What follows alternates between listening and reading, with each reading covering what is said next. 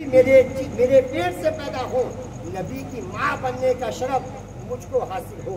एक यहूदी की एक बेटी है शहजादी, वो अपनी किताब में पढ़कर अब्दुल्ला से निकाह करने के लिए मुल्के शाम से मक्का मुकर्रमा आई है।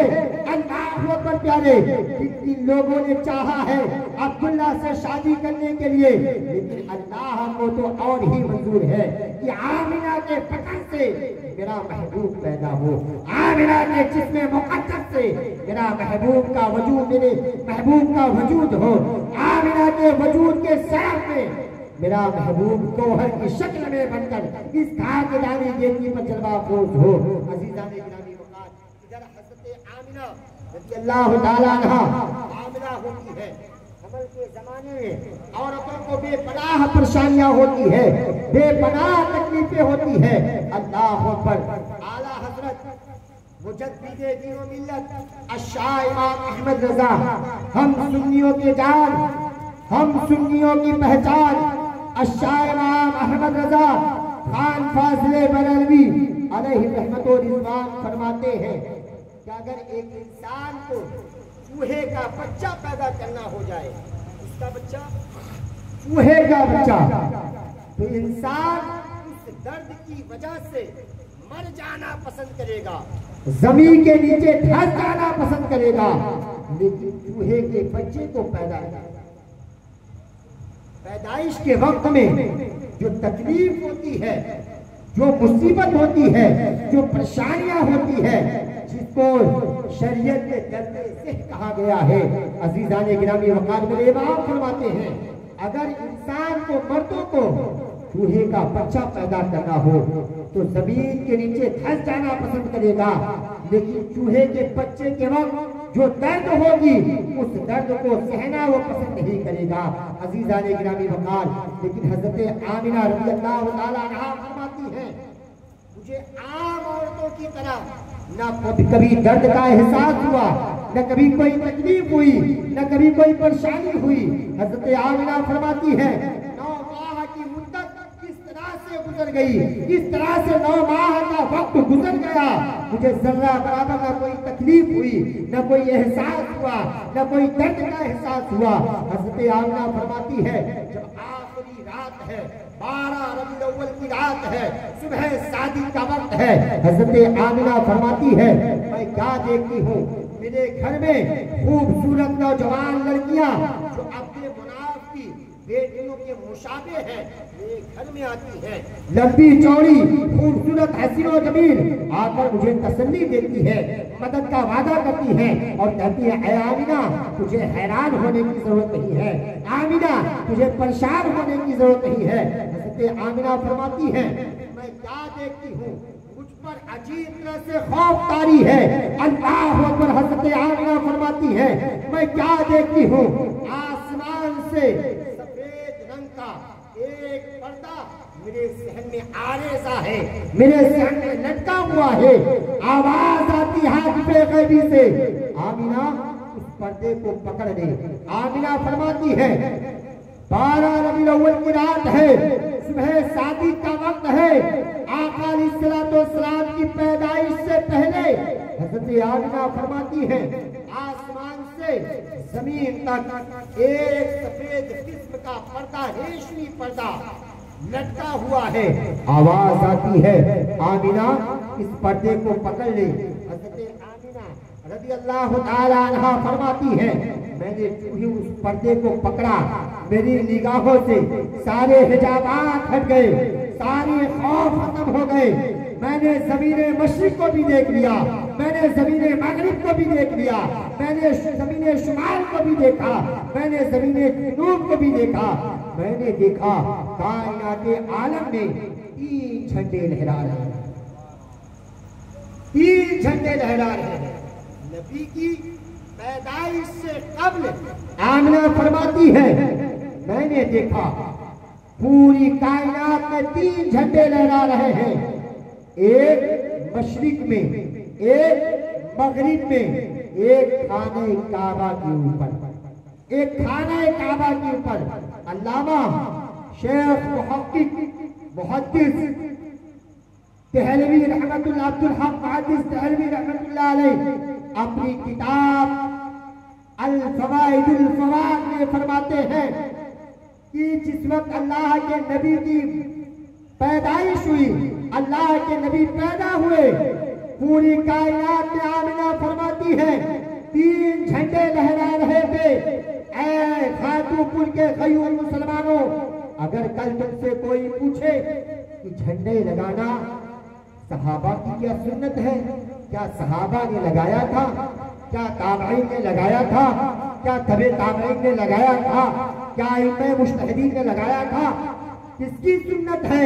कह देना हम किसी को सुन्नत नहीं मानते हैं, हम तो हज़रत आमिना रज़ियल्लाहु ताला अन्हा ने जो कहा है नबी की आमद से पहले उन्होंने देखा था कायनात आलम में 3 झंडे लहरा रहे हैं, एक मशरिक में, एक मगरिब में, एक खाने काबा के ऊपर। मुझे बताओ मशरिक में झंडा किसने लगवाया?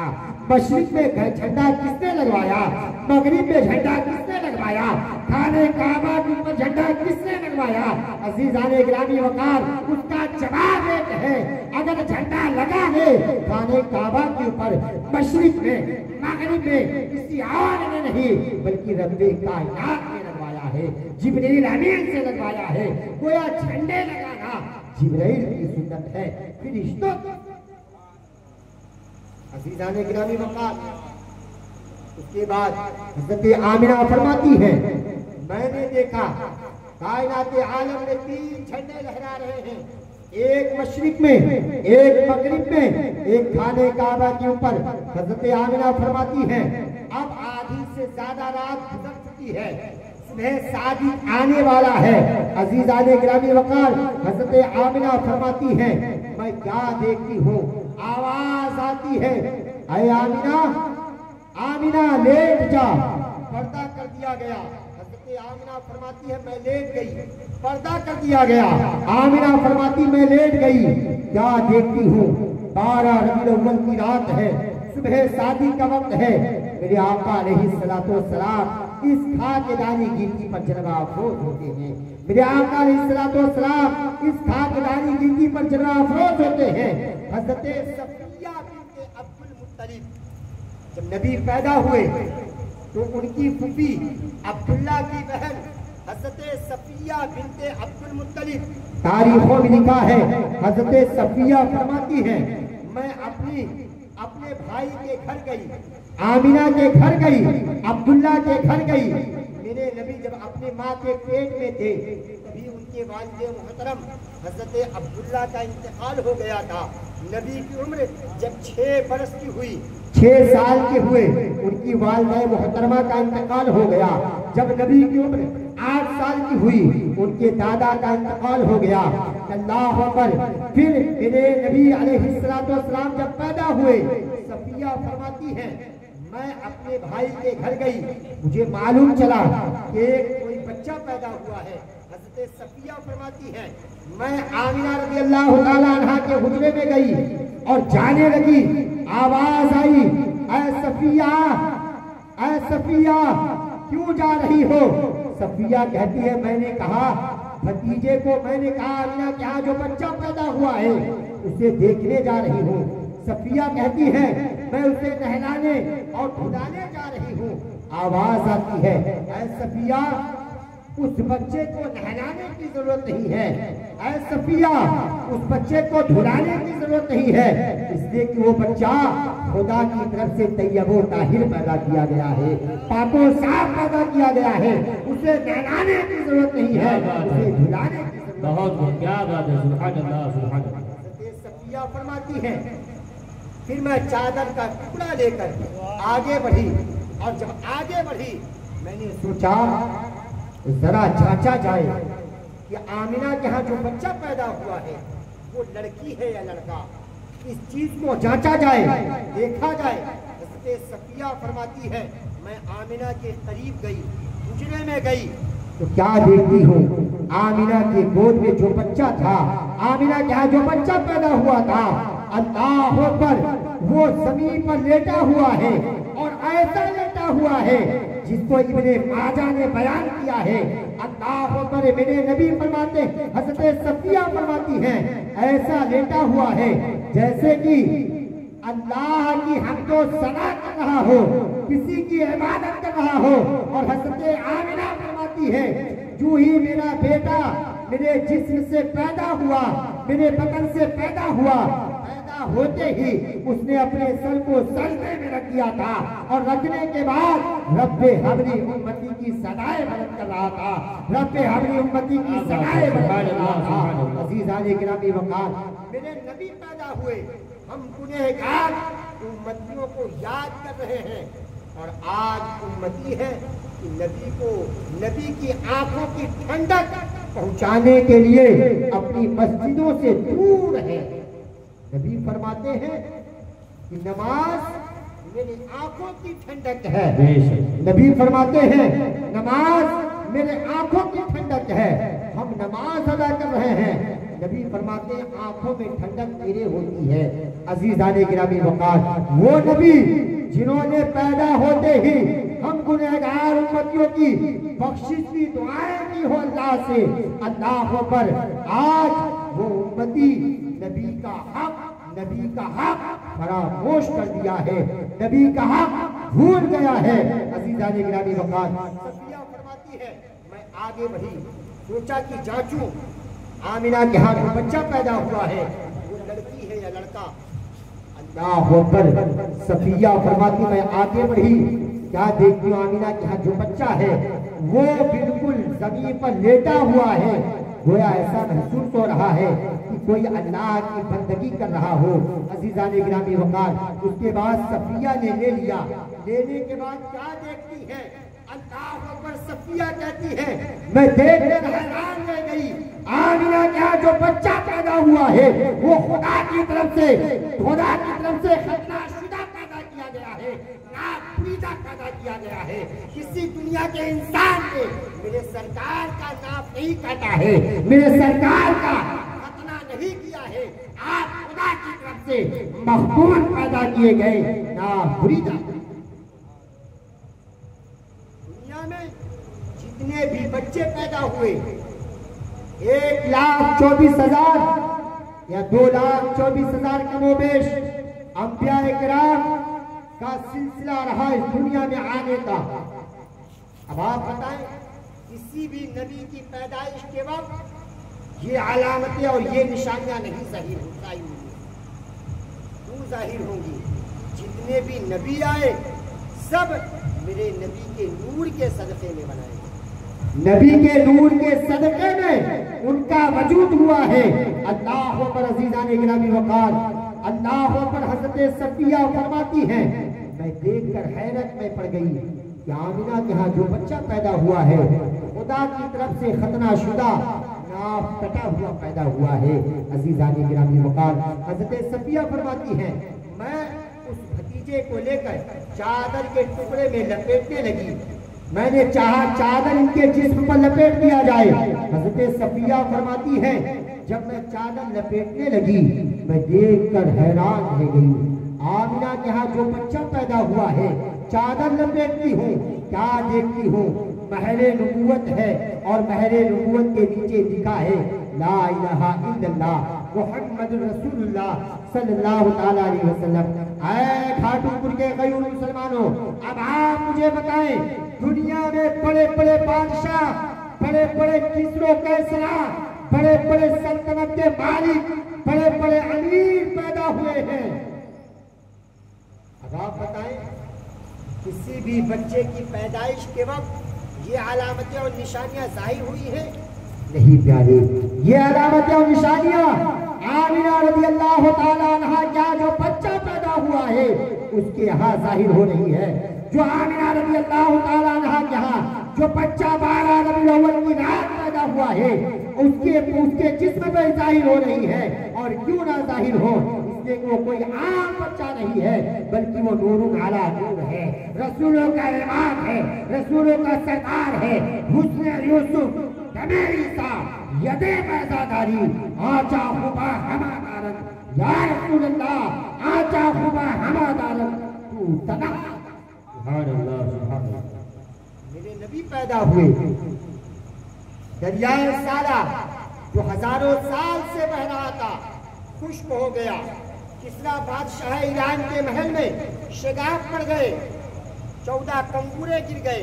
बादशाह बड़ा हैरान हुआ और उसने अपने मुल्क के नजूमियों को बुलाया, कहा क्या बात है, इतनी बड़ी दरिया खुश्क हो गई, सूख गई, और जो दरिया सूखी हुई थी उसमें पानी आ गया। और यही नहीं प्यारे, अल्लामा अब्दुल हक मुहद्दिस देहलवी फवाइदुल फवाद में फरमाते हैं कि जिस सन में नबी अलैहिस्सलातु वस्सलाम पैदा हुए उस साल मक्के में कोई भी किसी भी घर में जितनी भी खवातीन हामिला थी वो सब के सब उनके जिस्म से अगर कोई पैदा हुआ है, कोई लड़की पैदा नहीं हुई, सब के सब बच्चे और लड़के। अज़ीज़ान गिरामी मकाम, किसरा बादशाह ईरान के महल में शगाफ पड़ गया, 14 कंगूरे ज़मीनोश हो गए। बादशाह बड़ा हैरान हुआ, अपने मुल्क के नजूमियों को बुलाया। नजूमी जानते हैं किसको कहते हैं? जो सितारों की चाल देखकर बता दे कि आज बारिश होगी या नहीं होगी, आज मौसम कैसा होगा। नजूमी का भी एक इल्म होता है। आला हजरत इमाम अहमद रजा खान मेरे इमाम को अल्लाह पर क्या अल्लाह ने किन किन इल्मों से नवाजा था। आप अल्लाह को सितारों को देखकर बता दिया करते थे बारिश कब होगी, कब मौसम खराब होगा, कब आंधी आएगी, कब तूफान आएगा। अज़ीज़ान गिरामी मकान, वो किसरा जब नबी पैदा हुए, किसरा बादशाह ईरान के महल में, ईरान के एक बादशाह है जिसका नाम किसरा है, उसका इतना अज़ीमुश्शान आलीशान महल था। उसने अपने महल में 14 कंगूरे लगवाया था। वो 14 कंगूरे नबी की पैदाइश के वक्त सब के सब जमीन पर गिर पड़े। वो ईरान का बादशाह बड़ा हैरान हुआ, कहा क्या बात है, इतना मजबूत और मुस्तहकम मैंने आलीशान महल बनवाया और उसमें 14 कंगूरे लगवाए, लगवाने के बाद ये कंगूरे गिर क्यों गए? अल्लाह अकबर, मुल्क के नजूमियों को बुलाया, कहा आखिर इसकी वजह क्या है? उन नजूमियों ने कहा और उन पुरानी किताबों का इल्म रखने वालों ने कहा, ऐ बादशाह ईरान, हमने अपनी किताबों में पढ़ा है मक्के की सरजमीन पर एक नबी पैदा होगा।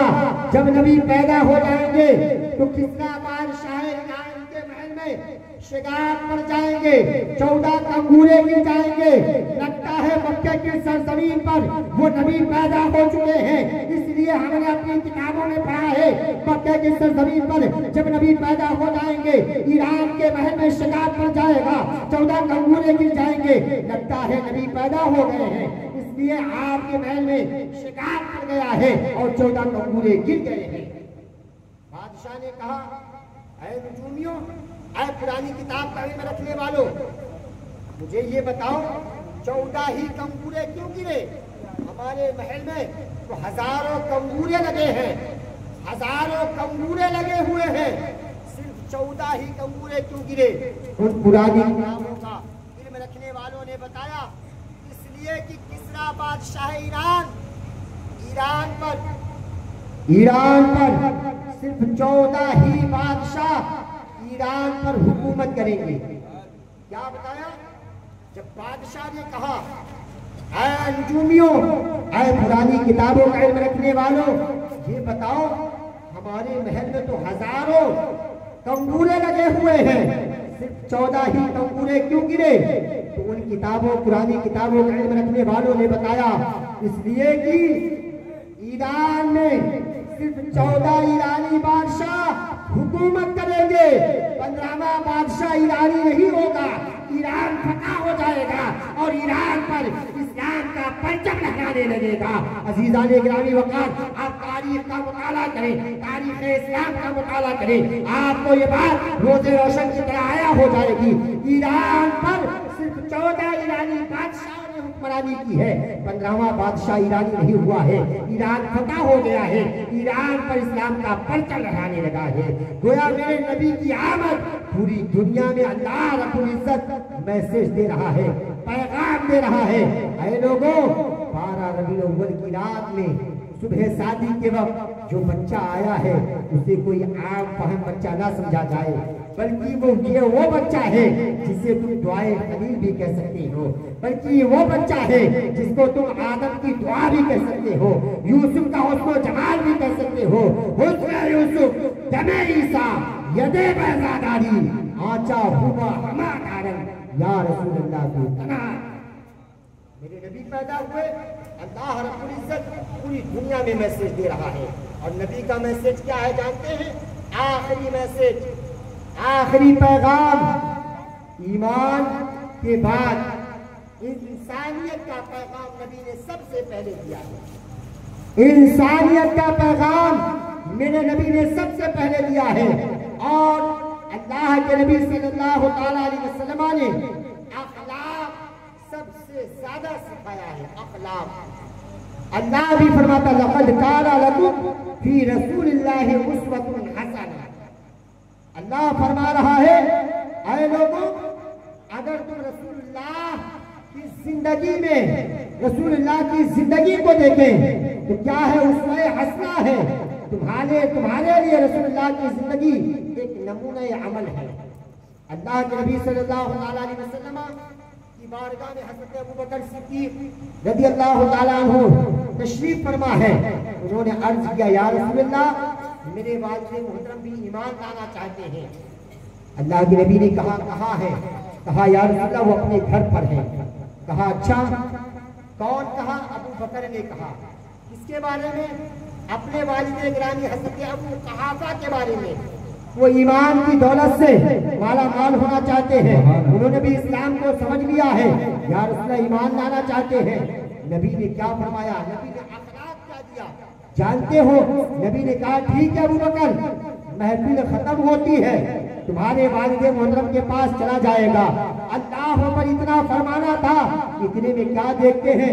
अबू बकर के वालिद मोहतरम जो अभी ईमान नहीं लाए हैं, मस्जिद में तशरीफ फरमा है, आ रहे हैं। नबी खड़े हो गए। नबी खड़े हो जाते हैं। दोनों जहान के मालिक को मौला है। आला हज़रत फरमाते हैं, सरवर कहूं कि मालिको मौला कहूं तुझे, सरवर कहूं कि मालिको मौला कहूं तुझे, बागे खलील का गुले ज़ेबा कहूं तुझे, बागे खलील का गुले ज़ेबा कहूं तुझे। अज़ीज़ान गिरामी वक़ार, जब अबू क़हाफ़ा तशरीफ ला रहे थे, मेरे नबी खड़े हो गए। अब अगर कोई शख्स ये कहे अबू क़हाफ़ा तो ईमान नहीं लाए थे, अबू क़हाफ़ा ईमान नहीं लाए थे, खड़े हो गए। नबी क्यों खड़े हो गए? अल्लाह पर, इसलिए कि नबी उम्मत को मैसेज दे रहे हैं, उम्मत को पैगाम दे रहे हैं। ऐ मेरी उम्मतियों, अगर जो तुम्हारे दीन में कोई हो या ना हो, लेकिन उसका एहतराम जरूरी है, उसका अदब जरूरी है। नबी अपने अमल से करके उम्मत को पैगाम दे रहे हैं। इंसानियत सबसे बड़ी चीज है। इंसानियत सबसे आला मयार और सबसे अच्छा अखलाक का नाम इंसानियत है। नबी अलैहिस्सलातु वस्सलाम फरमाते हैं, आपने देखा नहीं, आप अपने चचा अबू तालिब के साथ क्या किया है? अबू तालिब ईमान नहीं लाए थे। अबू तालिब आखिर वक्त में अल्लाह के नबी ने फरमाया, ऐ मेरे चचा, आप मेरे कान में कह दें, मेरे कान में कह दें, ला इलाहा इल्लल्लाह मुहम्मदुर रसूलुल्लाह, मैं शामिल हूँ। नबी फरमाते हैं, 8 साल की उम्र में उनके दादा इंतकाल कर गए। अब किफालत किसने की? अबू तालिब ने की। अबू तालिब उनके चचा ने की। लेकिन याद रखें प्यारे, आज लोग कहते हैं कि अबू तालिब का एहसान है नबी पर, अबू तालिब का एहसान है नबी पर।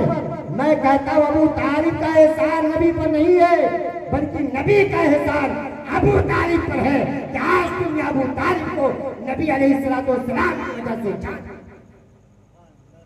अगर कोई शख्स ये कहे अबू तालिब का एहसान नबी पर है, तो जानते अल्लामा जलालुद्दीन सिद्दीकी रहमतुल्लाह अलैह फरमाते हैं ये जुमला बेअदबी का है।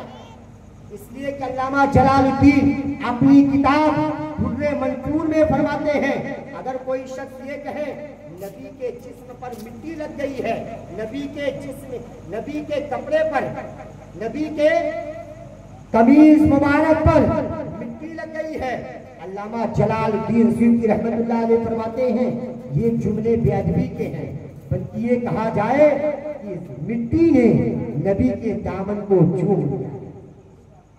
फरमाते हैं ये ना कहा जाए कि मिट्टी नबी के दामन पर लग गई है, बल्कि ये कहा जाए मिट्टी ने नबी के दामन को चूम लिया है।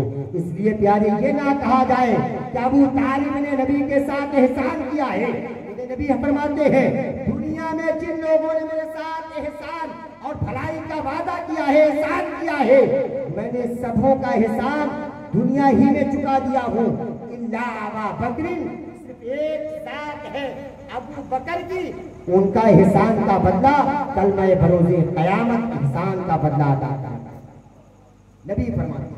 इसलिए प्यारे याद रखें, हम लोग महफिल मिलाद में आए हैं, अदब के साथ बैठे, जितना देर बैठे अपनी जबान का वजू होकर बैठे। आज की शब में वो पूरी कायनात के मालिको मौला, वो पूरी कायनात के मालिको मुख्तार हसनैन के बाबा, अब आप जरा गौर करें, देखें अभी माह मुहर्रम गुजरा है, ये कौन थे? नबी के नवासों का महीना, आज नाना का महीना है, नाना का महीना है। अल्लाह पर प्यारे हमें और आपको भी अल्लाह की बारगाह में दुआ करते हैं, हम लोगों को कल भी मोहब्बत अपने महबूब से करने की तौफीक अता करें। और आखिरी पैगाम, जब आप जुलूस में जाएं, कल जुलूस निकालना है, हमारे किसी अमल से किसी मुसलमान को, किसी भी इंसान को तकलीफ नहीं होना है। हम रास्ते में शहराओं में चलें, अपनी सड़कों पर चलें, तो अगर कोई आ रहा है मुस्लिम है, उसे भी वो अमान और शांति का पैगाम देना है। इसलिए कि नबी आए हैं, पूरी दुनिया में उम्मत में, पूरी दुनिया में अल्लाह ने मैसेज के जरिए से लोगों को बताया है, आज मेरा नबी तशरीफ लाया है, मेरा महबूब तशरीफ लाया है। और हमें और आपको भी अपने अमल से करके लोगों को मैसेज दे देना है। आज के दिन हम सबके आका हसनैन के बाबा, फातिमा के बाबा, मौलाए कायनात के नबी, अबू बकर के नबी, उमर के नबी, तमाम असहाब के नबी, हम सबके आका अलैहिस्सलाम की आमद है, हमारे आका तशरीफ लाए हैं। इसलिए हम आज के दिन किसी को तकलीफ नहीं देंगे। मेरे आका ने जिनको तकलीफ दी उन तकलीफों को दूर किया है। यही मैसेज हम अपने जुलूस में लेकर निकलेंगे, किसी को तकलीफ नहीं देंगे, किसी को हैरान और परेशान नहीं करेंगे। वाखिरु दावाना अल्हम्दुलिल्लाहि रब्बिल आलमीन। अल्लाह की बारगाह में दुआ है, हमने जो कुछ कहा है मौला, हमारे कहने में किसी किस्म की कोई खता बाकी हुई हो, उन खताओं को माफ फरमाए। वमा अलैना इल्लल बलाग। अस्तगफिरुल्लाह रब्बी मिन कुल्लि ज़ंबि व अतूबु इलैहि। ला इलाहा इल्लल्लाह सल्लल्लाहु अलैहि वसल्लम। खड़े हो जाइए। या नबी